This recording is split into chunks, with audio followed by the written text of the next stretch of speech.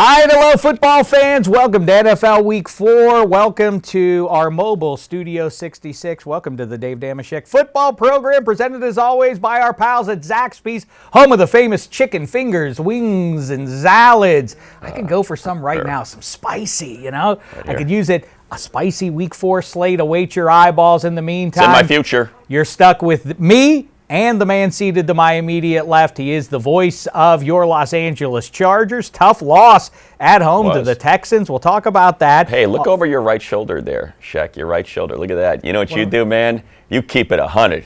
That's my way. That's what you do on this show, because you say no jive, and there's no jive sign in here, but what we got is you keeping it. That's the same thing. Keeping it 100. Right over my shoulder. Well done. Yes. Yeah, neon 100. That's right. Blaring. That's you. I can almost hear its hiss to remind me if I attempt to deviate from the truth. There you go. You got it. Yeah, now, as I was saying, he is also one half of the finest radio show in all the land, Petros and Money. Track it down on iHeartRadio, and of course, he's all over the place on NFL Media, NFL Now, here, there, and everywhere. It's our old pal, Matt Money Smith. What's the poop, fella?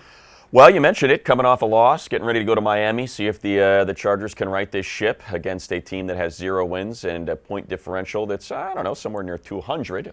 You would think if they struggled there, then some serious concerns about that particular team that a lot of people picked to make an AFC championship, maybe even a Super Bowl. Are you really going on and on for like 17 seconds about the matchup against the Dolphins? I think it's a big deal. They are decimated by injury. I mean, crushed by injuries right now. I mean, listen, we have much to get to we here, do. But if you want to take a moment here and make a case why the Dolphins might beat the Chargers this weekend, I'm all ears. Beat the Chargers, I'm saying keep it within a couple touchdowns? Yes, their second halves have been miserable, the Chargers, and I think they need a dominating victory to carry back a little bit of momentum and belief in themselves heading into games that are, look, I know the Broncos and Steelers are both 0-3, but those are good teams. You look at those teams on paper, and those are really good rosters, so I do think there is some pressure on them to beat the Dolphins by, let's say, 2 touchdowns at a minimum to get back on that bird coming home feeling good. I got good news for you. Yeah. The Dolphins are trying to lose. I think you're going to be in good shape with that one. I think you'll win by however much your team wants to win by. But we're going to break it down. We're going to get into the Red Challenge flag picks here coming up in just a little bit. We'll talk some Melvin Gordon, some Cam Newton, both now apparently anxious to return, and, you know, the Liz Frank for Cam. I don't know what football players ever did to this Liz Frank lady, but I mean, her vengeful deeds year after year after year. I think it's just one word. I think it's too L-I-S-F-R-A-N-K. Liz Frank is like that lady I think it's French. Parlez-vous français? Les Francs. I don't know what that means, but I do know that, remember in The Natural when Roy Hobbs, you know, when Barbara Hershey shoots him? Oh, yeah. That's Liz Frank learned from her, you know? I don't know what her axe is to grind with pro folks. It's not Elizabeth Frank. Right. It's just L-I-S. Now you're speaking French again. Yeah. Let's get into it right now before we dive into the Red Challenge flag picks, the biggest games of NFL Week 4 and a few other matters. Matt Money Smith, let's get to the fresh takes of the week, presented as always by Zaxby's. And, you know, one thing that was guaranteed going into 2019, I don't know if you followed the offseason news there. Barely. Money, but Baker Mayfield and the Browns, they got Odell Beckham, and they already had Jarvis Landry and Myles Garrett, and finally the curse over Ogunjobi, Denzel the Ward, whole thing was over with. The decades of sorrow and frustration were in the rearview mirror thanks to Baker Mayfield. And, you know, I hate to pat myself on the back and ourselves on the back, but you know what? No one else is going to do it, so I will pat ourselves on the back. We did ask the question, especially here in the Coaches League that is the 2019 season. You see the teams that are 3-0 and across the board, and even the 2-1 Colts, it's weird that it matters less that they lost Andrew Luck and more important that they've kept Frank Reich. That offensive line. Also true. To me, like I would say, is it a coaches league? Clearly. I mean, you look at what Bill Belichick has done, what Sean McVay did to turn around the Rams, Andy Reid consistently. However, I think right below that, if this is where the coaches are, I'm going to say the line of scrimmage is right here. And I think what you're seeing are teams that have good offensive lines are separating. That's how much of a dearth of talent there is at that particular position group. And that's why I think the Colts are able to not just tread water, but excel. Well, and that leads us then into the point about Baker Mayfield. Right. The one thing that was around mid-August that people started to look at and say, that offensive line might not be good enough. And so far it has not been. They sit at 1-2. Baker Mayfield kissed into, not since Andrew Luck has anybody, after 1 year of play, basically been kissed into the Hall of Fame and high-end status and national advertisements. Every commercial break when you're watching pro football features at least one with Baker Mayfield. And yet he's struggling, and, we can pass the buck and say it's the offensive line, but he was or the coach. Well, exactly, and Freddie Kitchens, as we I pondered, like to draw as much as any man, but maybe in moderation. I'm just saying, if you're going to run a draw, let's do it in moderation. Well, that was what we said, with all these big personalities. Is Freddie Kitchens, who's never done it before, definitely the guy to get it done, to break this decades-long curse? And Baker Mayfield is catching the brunt of it. That's what happens in the NFL when your team isn't going good. People point at the quarterback.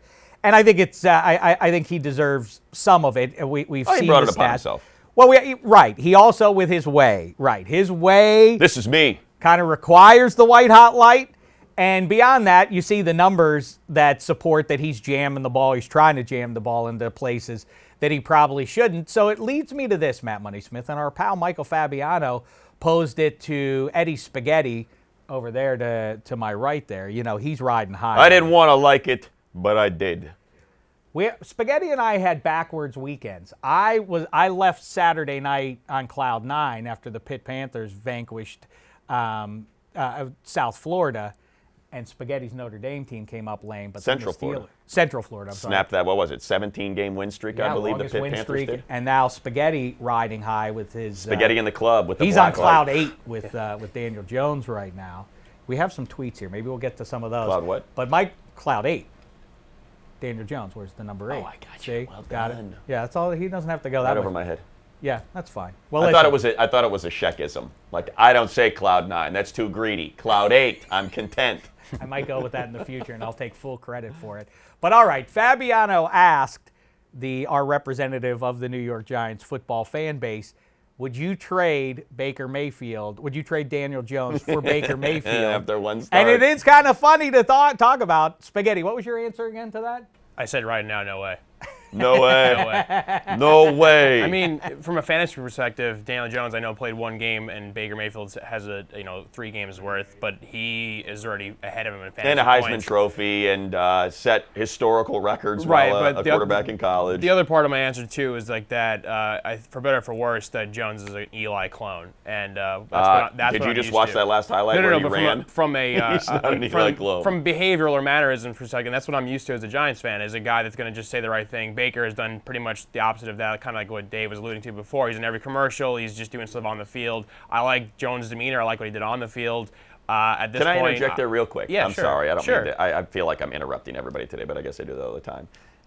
Would you, I get that you can't push back against that, but I don't want to be called an Eli clone, from a personality standpoint. That wouldn't go over. No, I'd be like, wait a minute. Just because I'm soft-spoken doesn't mean that I'm an Eli clone. Oh, golly, we in the water going out, I'm thinking. No, that's not Daniel Jones. I wonder if that's what inspired the much ballyhooed F-bomb that was supposedly dropped in the huddle. I would think so. Yeah. Hey, man, I know I can't push back against this because he's Eli Manning and it's New York, but I am not an Eli Manning clone in the manner in which I play, maybe they both like to wear Oxford plaid shirts, but outside of that, I don't feel like he's an Eli clone from an attitude. There is a halfway decent physical comparison to be made, though, right? Kind of like a look like a wonky look. Not exactly Eli handsome. looks wonky to me whenever he's talking to someone a little bit. Yeah. Is that mean? You and I have gotten to talk to Eli a couple of times at Super Bowls past. Yeah. We've interviewed him. Always pleasant, So is that what it is? Daniel Jones is pleasant? That's what it is. Okay. He doesn't. Sorry, I kicked your whole train of thought. And your just point saying off he doesn't track make there. noise. I don't get the sense that Daniel Jones is about to make headlines with his words or deeds off the field. So let's do it here, Mike. Okay. Let's start right there. Are you going to take part in this as well, please? I'll play ball. Because this is not an easy. This is not an easy exercise. Who would you trade for Baker Mayfield right now? The guy who. This is so unfair, by the way. Well, listen, 4 or 5 really games is. into 2018, after Baker got the starting gig, it was clear. Everybody said, see, Baker's the guy from that class. All the debate about Right. Josh Rosen and Sam Darnold and Josh Allen and Lamar Jackson. Please, obviously, Bake's the guy from that class. So let's go through that class and let's start with. Can we not start with the first name? You don't want to start with that one? I don't want to start there. Okay. You know what? Let's start with the third name. The third name on our list. Yes. Guy who right now is sitting at 3-0 up in upstate New York. Josh Allen. Yeah. Would you trade? Yes, I would. Baker Mayfield? No. I would not trade Baker Mayfield for Josh Allen. Give me Baker. I'll take Baker over Josh Allen. Because? Passing. Josh Allen, look, he is a nightmare using his legs, but he's still trying to figure out how to become an accurate passer. Now, he's certainly got the arm, but we know that arm strength does not always equal success in the NFL. Accuracy does. Baker's a damn accurate I know. You're passer. one of these accuracy snobs. Yes. As I always like to point out to people.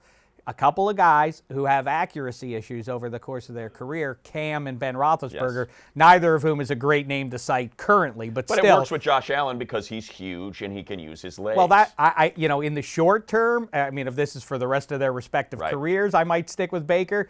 But I'll tell you, I think Josh Allen would be a better fit for the Browns right now in their particular shortcomings. Because he can run away from pressure, because you can run into him and he'll bat. But let's just say I'm the Bills, and the Browns call and say, "Hey, we'll trade right now." I'd say, "Okay, we're good. Let's go. We'll take Baker." I highly doubt that McDermott and company are saying. Just telling you what I would say. Okay, fair enough. I would take Baker, and this is such a tough. The Bills are 3-0.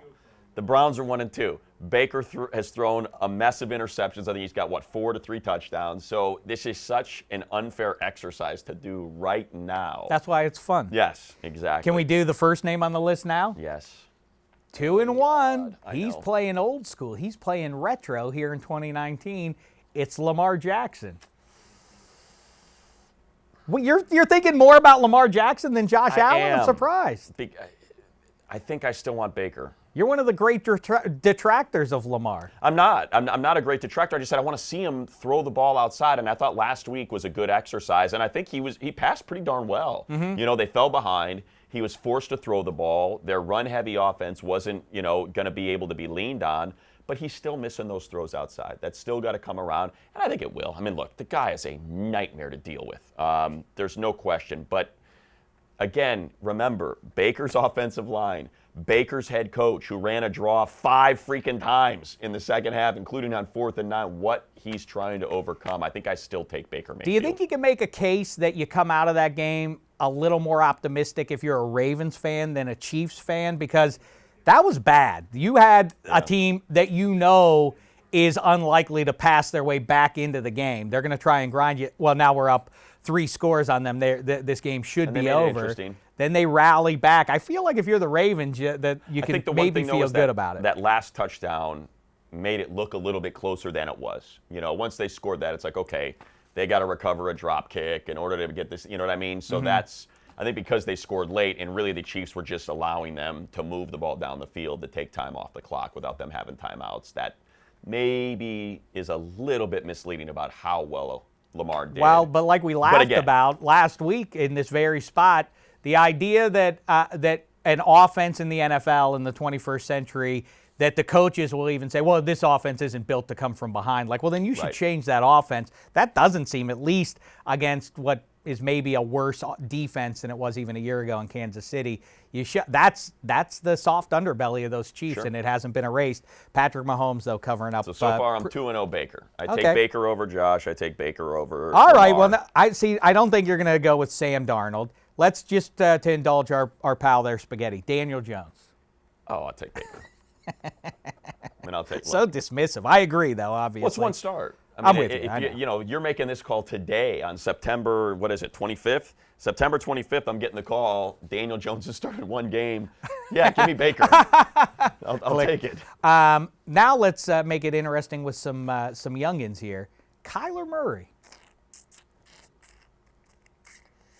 interesting. I think I still take Baker. I can't quite get over, and I think I just need personally, and I hope this is going to sound so, I don't know, smarmy. I don't mean it to, but having been on that field in Arizona when the Chargers were out there for a preseason game, I was floored how small How tiny? he is. Yeah. I mean, it really surprised me. He was standing next to Chase Edmonds, their diminutive change of pace back, and they're the same size. And I was like, holy cow.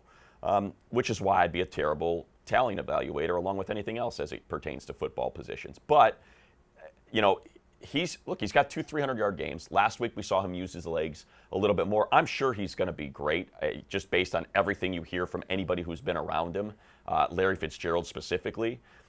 But, you know, for this exercise, I'll still take Baker. And again, we talk about it's, you know, and this leads us into the next name. Throw. Everybody is talking about, you know, as we say, the Dolphins are willfully losing games. They want to, ideally, they're going to go 0-16 by their choice so that they can get Tua. In the Coaches League, as I keep saying now, instead of tanking for Tua, what you should be doing is stinking for Lincoln, because Lincoln Riley is the guy that can really turn your team around. Look at what he's done with 3 different QBs, with Baker and with Kyler and now with Jalen Hurts. Yeah. I think that's the guy you should be looking at, not any individual player talent. And maybe that's where I should be a little bit more discerning with my exchanges for Baker. Is like, hey, you know, Kyler did it the following. Oh, by the way, Jalen Hurts, who was benched for another guy, showed up in Oklahoma and is going to win the Heisman as well. So maybe I ought to think a little bit harder. All right, what about Tua then? Would you trade Baker for Tua? You know how much I love the college game, and I love watching Tua right now. He is fantastic. Would I trade Baker Mayfield to the Dolphins for the #1 overall pick?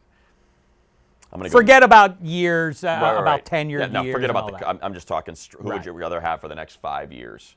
I think I still take Baker. Is that one? See, now that's your boldest one. I'm going back through it. The only one I really have to think about. I'm thinking hard about. Believe it or not, I'm thinking hard about Sam Darnold, and I'm thinking hard about Josh Allen. Those are the 2 that I'm reconsidering. I've definitely turned around on Josh Allen. I'm going to stick with Sam Darnold. Yeah. We're prisoners of the moment. We're treating Sam Darnold as though he's a bust instead of a guy who made out with somebody. Yeah. You know, we would be talking very differently. You talk about the way that we're reactionary and how narratives are formed off of that. Think about if the Jets merely hold on in week 1. People aren't over their skis right now about the Bills, and at the same time, people are saying, man, bad hand the Jets got dealt by the football gods, but they're all right once Sam comes back. If they would have held on. I'm keeping Sam, and you know what? I think I'm going to keep Josh Allen. So okay. There you go. All right, very good. That's fun. And Sorry, Eddie. Trevor Lawrence? Danny Dimes gone. Give me Baker. Spaghetti, any of the names that we just ran through that you would trade Daniel Jones to get? I think my answer might be Lamar. Just that game versus the Chiefs, like there was a couple of plays in the first quarter I remember distinctly where like he had 4 guys rushing at him and he juked out of all 4 guys and he just still made a play. I think as a Giants fan, I'm not used to having a mobile quarterback, so when I see somebody who is mobile and then can still make a play, extend a play, I'm like fascinated by that. Lamar is the one guy I think on this list that I like. I think Tua as well. I think Tua is going to be a guy who's going to be awesome. I may trade Daniel Jones for a shot at him. I don't know what long-term value it has, but it is striking, and it's one of the most enjoyable things as a fan to look at is when a guy like Lamar Jackson can humiliate NFL-level talent. When he makes some of those it Chiefs, is something. When they fall over awkwardly like I would if I were trying to tackle, let's say, Eddie Spaghetti, or if you get trucked or go back to Earl Campbell or somebody like that. Those guys that are so physically dominant compared to the greatest athletes on the face of the earth, it's something to see. Now I'm starting to reconsider everything. Right, just because, we're not doing any. No one has actually appointed you to do so. No, I know. But speak freely. You know how seriously I take these things. By the way, can we go back to the shot of Eddie real quick? Can we get doesn't he look like someone from a vampire film, like a teenage vampire? He does, but I gotta tell you, his eyes are super, because he's got the black light. His icy blues are super blue right now. He looks like someone who's going to tempt you. Just invite me into your house. I would like to come in. He does. All you have to do is say, yes, Eddie, you can come in. And then thwack, boom, the fangs come out. Let me see those choppers again, Eddie. Look at it. See? No, don't do that. Don't do that. Why? Just keep, Sorry. no, keep, He just had his chompers. If we have a more elongate them. mysterious sort of smile. And what's funny too is like I can't even watch horror movies, so I wouldn't even no idea what it looks like. Yeah, that's what it looks like, Eddie. That's what the good-looking Don't watch vamp horror coming to movies. your door looks like, knocking on your door saying, hey, let me in. That's It too looks bad. like you. Spaghetti apparently doesn't know what vampires are. I don't waste my time with that. It's mob flicks only for me. We're I watched Casino for the 60th time last night. I don't have time for your I stuff. relate to it. Literally, 2/3 of the people represented in those mob pictures, I am related to. True blood, schmoo blood. Before we get to the Red Challenge flag picks here, Yes. Money, like I mentioned there, Eddie Spaghetti had a up and down kind of weekend there, and he was tweeting it for all the world to hear. Do you have any gems from the Spaghetti canon there that you might want to share? We got, okay, yeah, so here's a retweet. Dustin tweeted, guy by me at the bar is on the opposite side of UCF pit and loudly cheers every positive play for his bet. Do I know any good, I won't read that part. And then Eddie writes, the most obnoxious guy, and it's not me in the Notre Dame jersey. That's pretty good. I'm angry. There's another one when it was starting to slip away because Ian Book There's couldn't one complete good a one pass. when he seeks the moral victory. Good night. That's pretty good. It would have felt so good to go lead a drive versus an SEC powerhouse, win the game, and shove it to all those idiot pundits who never think ND belongs. Screw you! That was the one That's for a me. good one. That was the one I liked the best. That is, he took on the Georgia mascot, blockhead mascot. It was a tough night. There it is. It was a good At game. Edward L. Murphy. He almost rallied there. And That was a- yeah, Money. I know we talked about Celebrate it a that. little bit before performance. last week. We said I thought they'd lose by. I thought 3 touchdowns. Like I thought 2. I thought like 10 points, maybe a late touchdown, Yeah. whatever. And I thought it would be the opposite kind of game where it'd be offense versus offense. The Notre Dame defense showed up, and Ian Book just couldn't figure it out. And I mean, we did in our defense, we did lose Jafar Armstrong, the running back, and we lost Young, the receiver. So we're down 2 big weapons.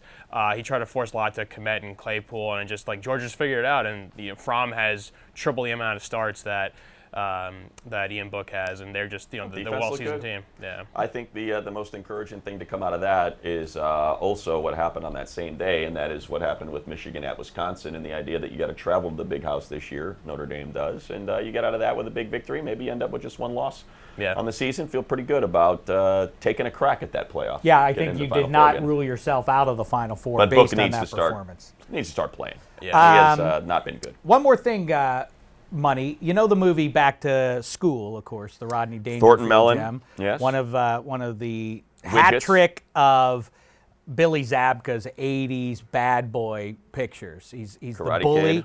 Back to School is they're on the diving team at college, and Billy Zabka plays the bully of the diving team, which I didn't know existed. I remember Jason Mellon is the diminutive boyfriend of an Amazon. Yes. A female Weird. lead. Always felt that was weird casting. But if you'll recall, Billy Zabka is the BMOC. He's in the big frat house, and he goes to the annual party, the theme party, and he walks in ready to go, and no one's there. Where is everybody? Oh, they're over at dorms. at Jason Mellon's dorm room, right, having the good party. I wonder, do you think that's how Melvin Gordon and Cam Newton are going to be received, walking in like, I'm back, everybody. Wait, where'd everybody go here? They're in Miami. Do you think Melvin. for real Melvin Gordon? I mean, there's nothing Cam Newton can do. He's got multiple injuries, and we wish him the best. He really looks like last we saw him, he was really laboring out there. But Melvin Gordon has done himself, it seems to me, some damage, and so has Austin Eckler, right? I would say yes. If there has been one issue with the Chargers, if there has not been one issue, I should say, with the Chargers, it's the running game. Austin Eckler and Justin Jackson, who is not getting talked about enough, have been fantastic running the ball. Now, granted that in the second half, it did not go well for them, and maybe Melvin Gordon makes a difference there. You're never going to not welcome a talent like Melvin Gordon into the locker room, no question. I mean, Is that the vibe? The guys love him. Wow, this guy's going to be fresh when he gets in here. He's going to be Melvin plus for us. I think one of the things that Melvin did, and you know what, I don't think it's anything he did. I think it's just true to his character, is he always stayed close with the team, constantly retweeted highlights, I have noticed encouraging that, yeah. tweets to Austin Eckler. So I think that's why coming back, they'll be excited to have him. The guys really do love him. So I don't know what it's going to do to the running back rotation, though. I'm not sure. I think if Melvin comes in and struggles, they're going to think about how good, specifically in pass protection, both Austin Ekeler and Justin Jackson look, not to mention Justin Jackson's still running at like 9 yards per clip. So they're going to want to give him carries. It'll be interesting to see what they do with that rotation. And I don't think it's that crazy an idea the way Melvin Gordon can catch the ball and the way running backs are being deployed now in the passing game. I think you could have those guys on the field at the same time. Yeah, and you saw it, it was very effective with both of them out there, with Austin Ekeler and Justin Jackson out there. They've been effective. So no reason why you can't just make, instead of Justin Jackson and Austin Ekeler, it's Melvin Gordon and fill in the blank, Jackson or Ekeler. All right, one of the games we're not going to be picking in the Red Challenge flag, but here in the 100th year especially, I like to take note of the upcoming matches by looking back at some great moments, some great games between the two teams that are going to be playing in any given week. We have the Raiders and the Colts hooking up. It's not going to be in Baltimore. It'll be in Indianapolis, but it summons for me, of course, goes to the Post in 1977. Dave Casper, Bill King. We don't have the call on that. I imagine Dave King for the touchdown. Yes. The Raiders take the lead. But a game we're also not going to pick, despite your attempt to Bill Belichick, Lou Holtz this thing and say, like, maybe the Dolphins, you got to respect them kind of attitude. I'm saying the Chargers have to play a great football game. One of my all-time favorite games, maybe still my very favorite football game that didn't involve my favorite team, is the 1981 divisional round game in the Orange Bowl. It was David Woodley. This is just a couple years before they land one Dan Marino. It's David Woodley as the starting quarterback hosting Dan Fouts and the high-octane San Diego Chargers. Last play of the half, they pull Woodley, put in Don Strock. Take a look.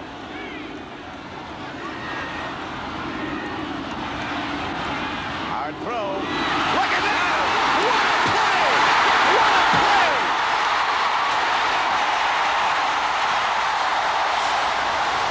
Ladder to Duriel Harris, moved on pitched out to Tony and Nathan to make it a 24-17. 24-0. 24-0. Tied at 38, goes into overtime, and I believe it was Joyner that caught that long 25-yard pass that set up the game-winning field goal, if I remember right. Very nice, and it also featured a fun historical note: 2 German kickers going head-to-head, both missing big kicks. Ultimately, yes. Rolf Benerschke makes the game winner in overtime. He was taking on Uwe von Schamann. How about that? Uwe von Schamann and Rolf Ever Benerschke. get a better kicker duel than that? No, is the answer to that. No, you haven't. Let's get to it now. It's time for the Week 4 Red Challenge Flag Picks. Red Challenge Flag Picks. All right, we already touched on Lamar and Baker. You know the storylines here. Browns, I don't want to say their season's on the brink, but if they lose this one, a divisional game no less, and fall to 1-3, they're going to be leaving September in sorry straits. Certainly. They're going to be down in the dumps. Meantime, the Raiders, we'll get into the pick here. I got to find my Red Challenge flag. Right behind you here, right here. There we go. See? I got it. I'm heavy set around the midriff, and things can get lost in there. It's an awkward chair. They're things called can get lost comfies in the folds. Production parlance, and they're anything but.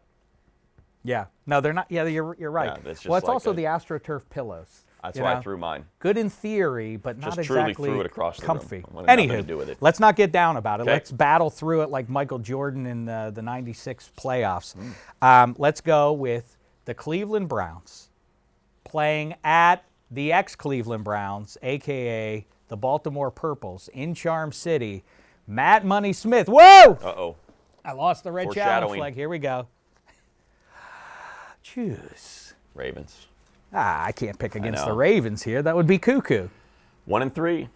It's offensive line, man. It's the difference. The battle is at the line of scrimmage, and until they're going to be able to protect. That's why when everybody made such a big deal about the Texans giving up 2 1s for Laramie Tunsil, look at them now.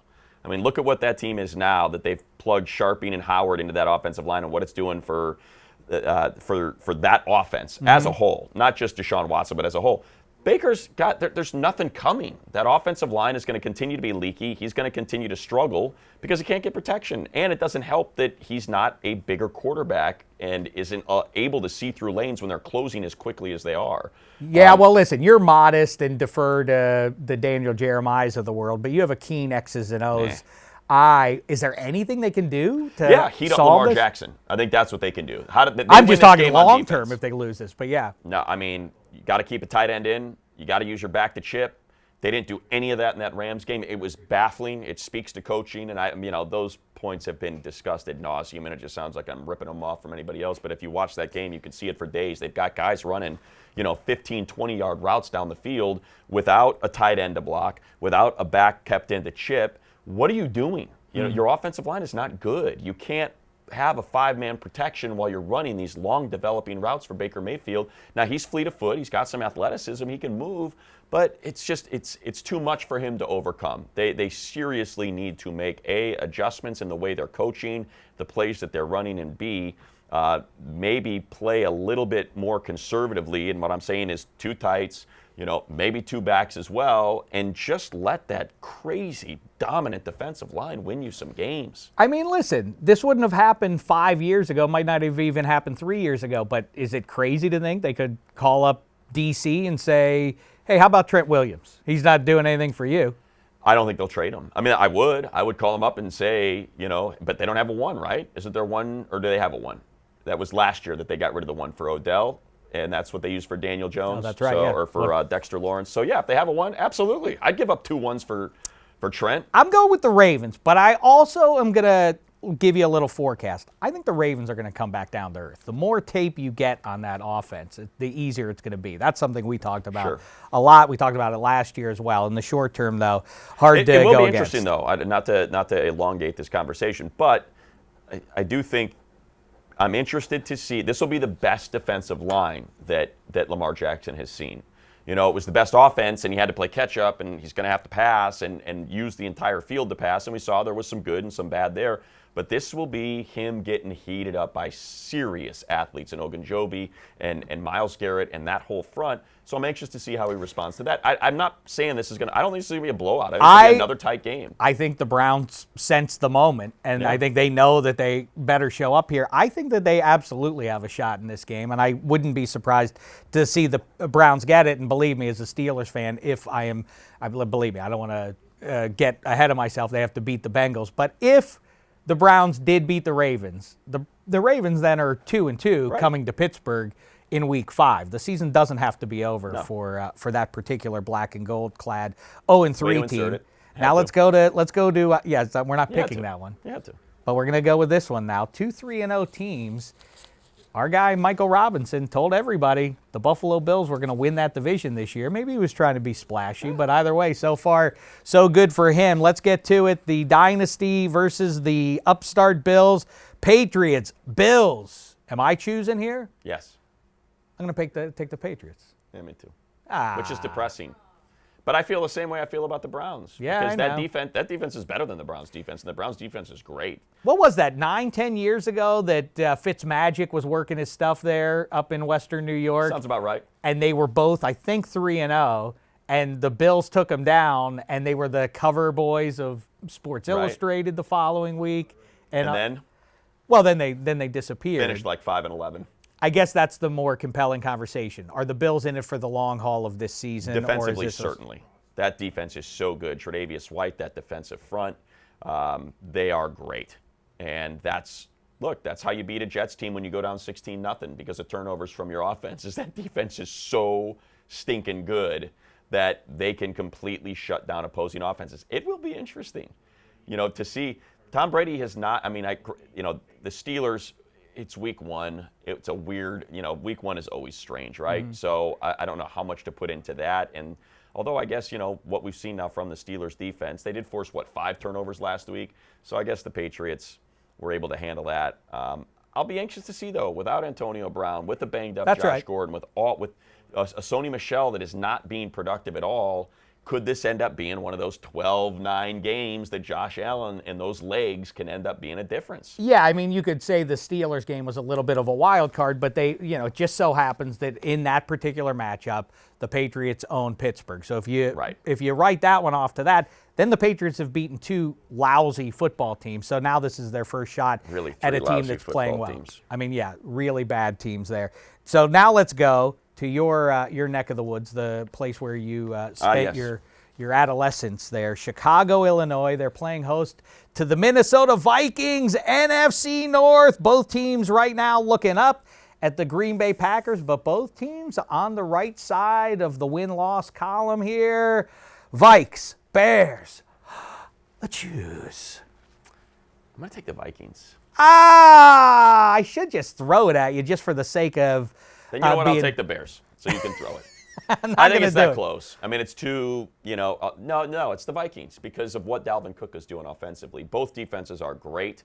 I don't trust either quarterback against the opposing defense, but, what the Vikings have that they can lean on that the Bears don't is Dalvin Cook and how great he has been this season. I just have zero faith in Mitch Trubisky whatsoever, and I never have had any faith in him. Even when he was putting up nice numbers last year and people in Chicago, my family included, were getting all excited. And, Maddie, have you seen this Mitch Trubisky?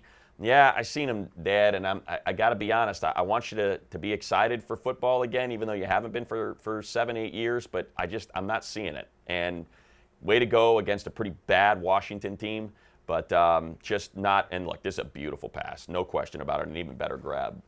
But let me see it again. I can't buy it, man. And maybe it's the whole Mahomes, Deshaun Watson thing that he's going to face for his entire career, and so is Ryan Pace. But give me the Vikings. I hear you, and Kirk Cousins is no great shakes No. at this point himself. And like you point out, it's what Dalvin Cook's doing, and he's what's making that offense go. It's very weird, the absence of Stephon Diggs. He's out there, but he's not doing much of anything.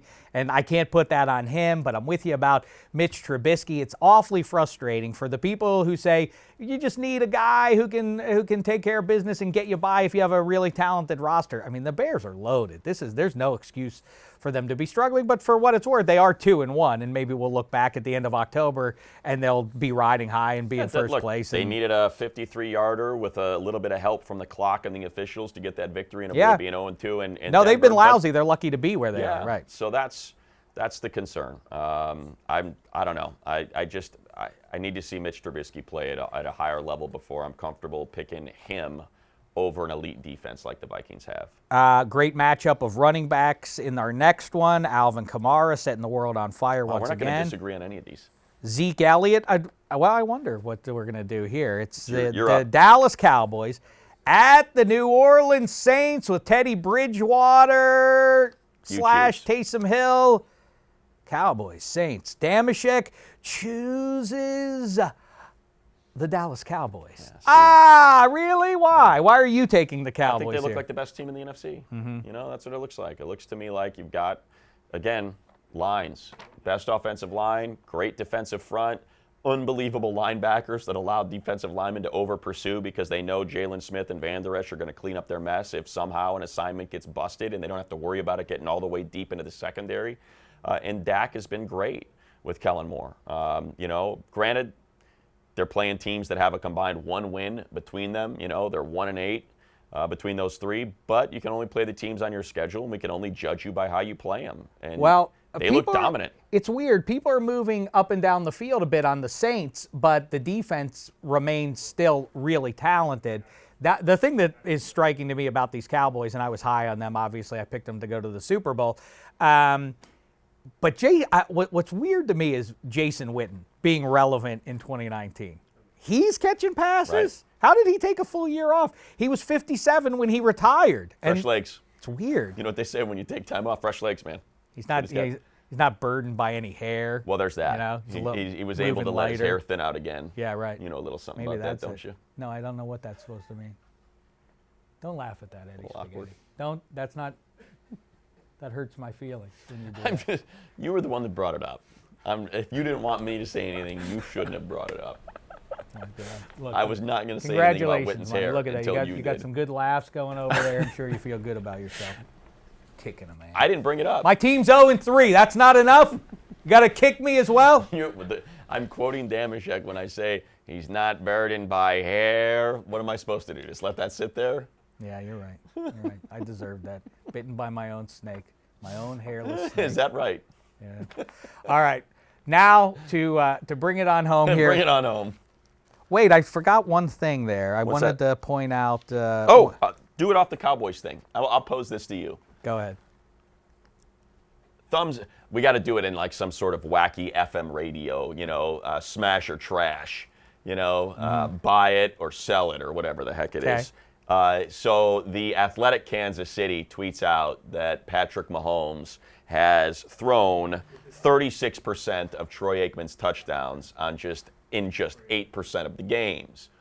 And look, for people that are trying to go after Troy and not at least hold this tweet a bit accountable, yeah, the guy was not a prolific passer. He wasn't breaking records like his contemporaries, but he was winning Super Bowls with freaking that offensive line, Emmitt Smith and Michael Irvin, and that defense. So whatever. So it's clearly a shot at Troy by the Athletic Kansas City. This is Troy's response.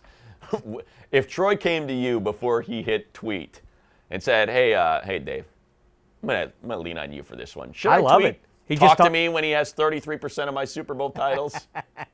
And he also puts in the same "in case you missed it" initialism. I love the chip on the shoulder. He's been retired for 15, 20 years. I figured he had to be 60. I was like, he's got to have old man I don't careism right now to be tweeting this stuff at Gottlieb and now this one. I will say, just three names that you and I both know are Cousin Sal and Bill Simmons and Kevin Hench. And I was once stunned about 2 years ago as we sat around and they all three agreed, why is Troy Aikman in the Hall of Fame? Sal's a Cowboys fan, right. Especially. Why would Troy Aikman be in the Hall of Fame? He's the worst Hall of Famer out there. Troy Aikman is certainly a Hall of Famer. It's not like he had bad Super Bowls. I'm not sure what the knock on him is. Well, among his contemporaries, he's a tick below Steve Young statistically. A tick? And Brett Favre, okay, maybe several ticks down. I looked it up because I was so dumbfounded by the fact he felt the need to clap. And poor Patrick Mahomes, who's probably the nicest guy in the NFL, by the way, and he's got to wear it. It's like, wait a minute, I didn't do anything. I'm not the one that tweeted out that I had 36% of the touchdowns. And it's not me. Why are you going to take a shot at me? So I looked it up. Would you like to know who is right there in front of Troy Aikman in touchdown passes for a career? Kerry Collins? As he sits in 73rd place. Oh, no. John Kitna. Has more touchdown passes than Troy Aikman. So that's why I said it was a clear shot by the Athletic Kansas City. You have to go back and clip out the last 5 minutes where I right? stand up on Troy Aikman for being the Hall of Famer. And really? there is, look, and John Kitna. I'm a man who calls Charger games, so I probably shouldn't be saying this, but I'm going to. There's part of me that just wants to see the Chiefs win the Super Bowl this year, and instead of going to Disneyland, Pat Mahomes just tweets out to Troy Aikman, let's talk. It's 2 words, let's talk. I love it. Yeah, I like Aikman getting into it on social media. Like you say, Gottlieb and now Mahomes. Right. Terrific. Let's talk the Chiefs a little bit more here. And 1 week ago, we should have pulled the clip, but I'm too classy to shame you and Handsome Hank like that. I said the Lions they could absolutely go into Philly and beat this team that was devastated by injury, and you guys laughed. The Lions, but now they're 2-0-1. Well, now in my defense, there was an ungodly amount of drops in that game that certainly could have changed the complexion. I mean they literally dropped the game winner. Dimes to guys that were everything that preceded it out the window at the goal line. Last play of the game, they dropped a touchdown, the game-winning touchdown there. Okay. So hey, slow down there, mister. I don't like to. I'm not over the moon about the Lions. I'm just telling you. You said I could have been. I'm too classy to pull the clip of you guys taking the Lions. It was a drop at the goal line that would have won the game for the Eagles. Now who's being unclassy? I'll leave that to you. This guy. Let's get to it now. All right. It's the Chiefs. You're really going to throw that flag when I say the Chiefs. It's the Lions. Yeah. Go ahead and choose. Yeah. A clean sweep, this stinks. I like it when the red challenge flag flies. Let's each change one. I'll give you first pick. You change. I am going to go with, just to make it a little splashier, I'm going to take the Cleveland Browns. Okay. Because it suits my purposes that I explained earlier. So you're going to take the Browns, and then I will take the Bears. All right, that's a good one. So now we're good. And before we leave you here, the Monday night gem. Wait, quick little nugget. Go ahead. Because I saw this on Good Morning Football, and I want to share it with the people because way to go, Kyle Brandt, Pete Schrager, whoever pulled off. I think it was Brandt that was delivering this news. Patrick Mahomes has not played inside a dome yet in his NFL career. I saw that. And he pulled, the last time he played in a dome, it was against Baylor, while he was at Texas Tech at the Jerry Dome, because both of them play outside at Texas Tech and at Baylor, and he threw for 580 yards and 6 touchdowns on the fast track. And now, granted, Baylor did not play any defense back then, but the idea that he can go into a climate-controlled environment on a fast track Yeah. with all that speed against the Lions, it could very well be a magical, Yeah, but at prodigious Ford day. Field, I can't remember. I haven't been there in a while. How low is that ceiling? Decent It's chance high. he's going to be bonking that It ball is off high. the roof. Well, no, that's the other thing. That bomb that he threw to Hardman in stride, that thing went like 40 yards in the air, and I don't think it ever got above 10 yards off the field. I mean, I've never seen anything like it. Outside of Aaron Rodgers, I've never seen anybody crazy. keep the ball as low. It's like you, the golfer, when Little stinger. yeah, it's what Paul Azinger could do. That's why he Yeah. would play well at British Opens and not as well on more Americanized kind stinger of going. courses. Because he could just hit it 10 feet off the crazy. ground and keep it that way for 110 yards. Crazy. And Yeah. that's Mahomes. That bomb was nuts. So it'll be interesting to watch. Spaghetti, before we get out, do we have a second to play my favorite play in NFL history? Of course, the perfect? Yeah. Yeah, of course. Okay, I said the Tony Nathan hook and ladder is maybe my favorite play. I love Dwight Clark's catch off of the right arm of Joe Montana, of course. But in advance of any Bengals-Steelers game, for as long as I live, Vontaze Burfict isn't on the Bengals anymore. Ben Roethlisberger's not on the Steelers for the rest of this season, and yet it remains my favorite moment ever when Landry Jones took over for Roethlisberger in that playoff game, 3 years ago now? And with 90 seconds to go, it would have appeared that Vontaze Burfict secured Bengals victory in the postseason against the hated Steelers when he intercepted the ball. And take it away, local play-by-play guy of the Bengals. 3 on the clock. 1st and 10, Pittsburgh down by a point. Landry Jones back to throw from his 5 over the middle. Perfect! Intercepts it! Vontaze Burfict comes away with a football. The Bengals have the ball with 1 minute and 36 seconds to go. Vontaze Burfict. It's like Namath running off the field after 3.